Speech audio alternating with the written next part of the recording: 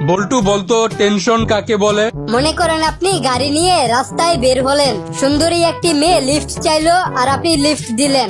মেয়েটি হঠাৎ অসুস্থ হয়ে গেল আর আপনি তাকে হাসপাতালে নিয়ে গেলেন। কিছুক্ষণ পর ডাক্তার এসে বলল, কনগ্রাচুলেশন, আপনি বাবা হয়েছেন।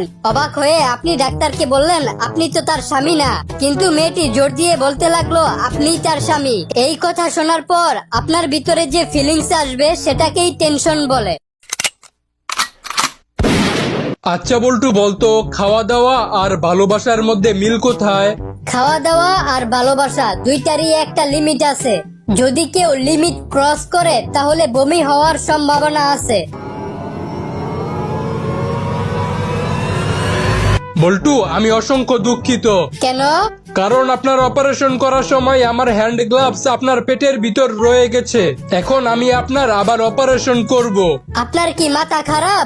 এই নেন 20 টাকা, আরেক জোড়া হ্যান্ড গ্লাভস কিনে নিয়েন। বল্টু, কোন জিনিস তোর ধরতে মন চায় কিন্তু তুই ধরতে পারস না? বাদ দেন ম্যাডাম, বললে আপনি খেপে যাবেন।